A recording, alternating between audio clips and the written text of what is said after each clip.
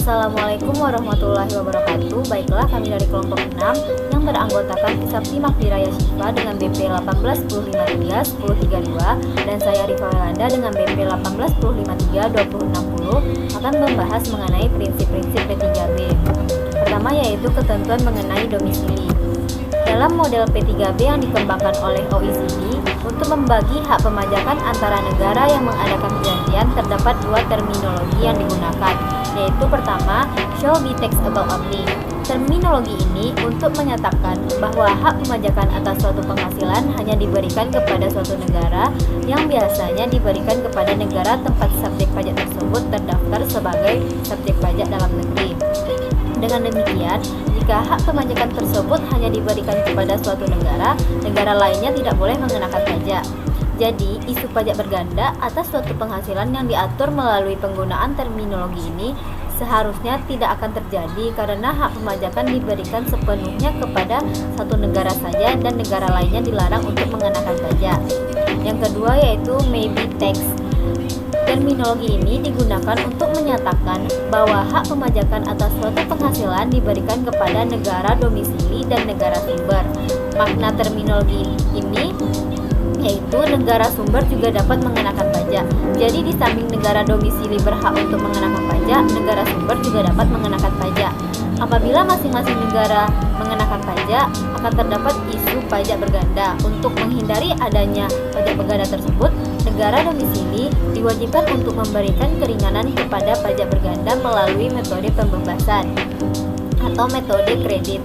Hal ini bergantung pada ketentuan domestik dari negara domisili. Selanjutnya yaitu berdasarkan Surat Edaran Dirjen Pajak nomor SE 03 PJ 101 tahun 1996 tentang penerapan P3B. P3B antara Indonesia dengan negara-negara treaty partner yang telah berlaku secara efektif sampai dengan saat ini adalah sebanyak 32 P3B. Untuk memberikan kemudahan bagi semua pihak, penerapan PPh pasal 26 sesuai dengan P3B dilaksanakan sebagai berikut. Pertama, wajib pajak luar negeri wajib menyerahkan asli surat keterangan domisili kepada pihak yang berkedudukan di Indonesia. Surat keterangan domisili tersebut menjadi dasar bagi pihak yang membayar penghasilan untuk menerapkan PPh pasal 26 sesuai dengan yang ditegaskan dalam P3B yang berlaku antara Indonesia dengan negara tempat kedudukan dari wajib pajak luar negeri.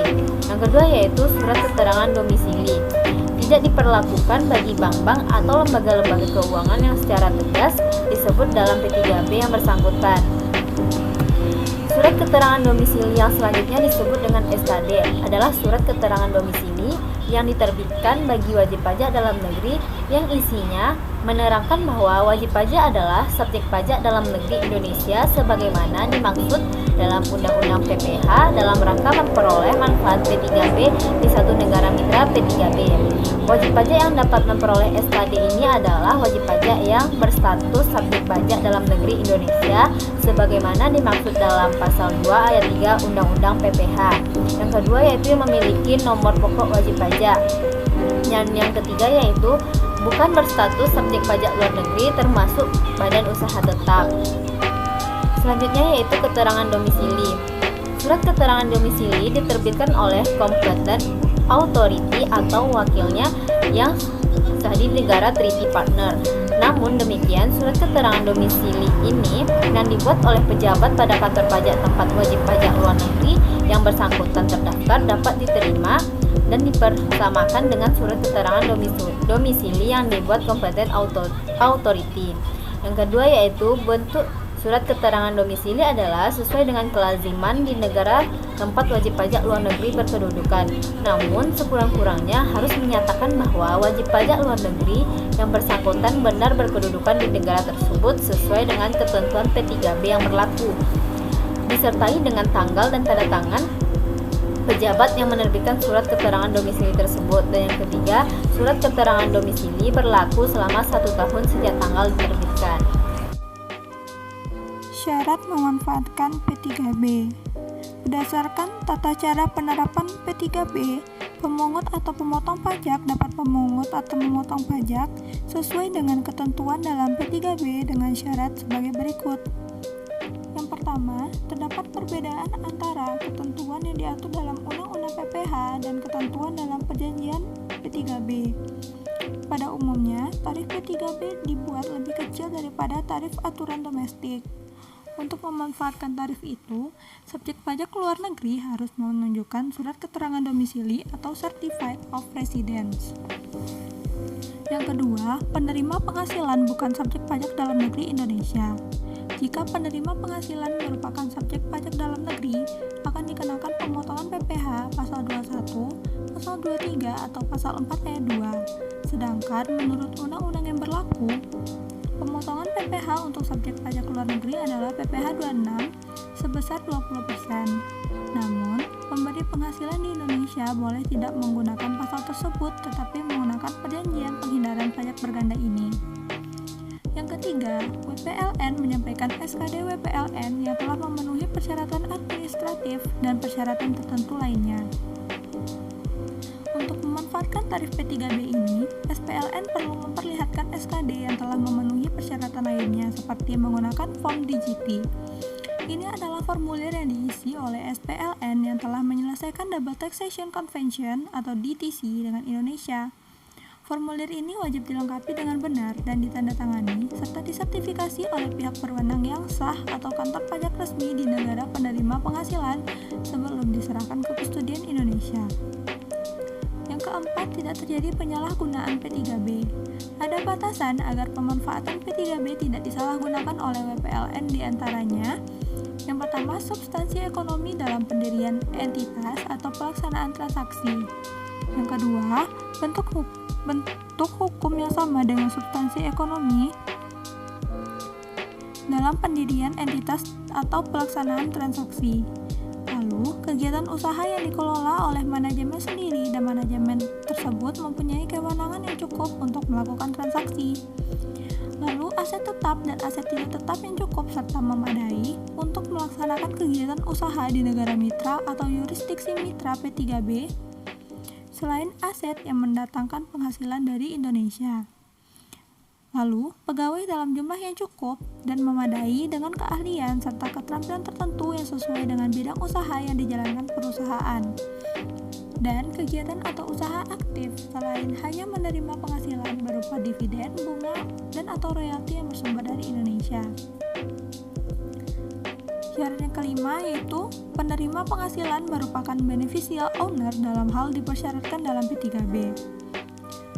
Menurut peraturan yang sama, ada beberapa syarat yang harus dipenuhi agar WPLN dianggap sebagai beneficial owner. Bagi WPLN orang pribadi tidak bertindak sebagai agen atau nomini, sedangkan bagi WPLN badan tidak bertindak sebagai agen, nomini, atau konduit. Persyaratan WPLN badan ini agar dianggap sebagai beneficial owner adalah 1. Mempunyai kendali untuk menggunakan atau menikmati dana, aset, atau hak yang mendatangkan penghasilan dari Indonesia. Yang kedua, penghasilan badan yang digunakan untuk memenuhi kewajiban kepada pihak lain tidak lebih dari 50%. Penghasilan badan yang dimaksud di sini adalah seluruh penghasilan WPLN dengan nama dan dalam bentuk apapun, serta dari sumber manapun sesuai dengan laporan keuangan non-konsolidasi WPLN.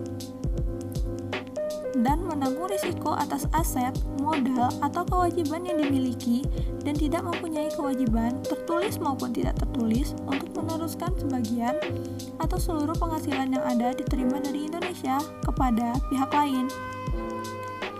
Yang kedua, pengenaan pajak atas dividen, bunga, sewa, dan royalti. Kebijakan P3B di Indonesia untuk pemajakan sewa, dividen, bunga, dan royalti adalah sesuai dengan UN model, yaitu memberi hak pemajakan kepada negara sumber dengan pembatasan tarif yang besarannya akan ditentukan dengan negosiasi.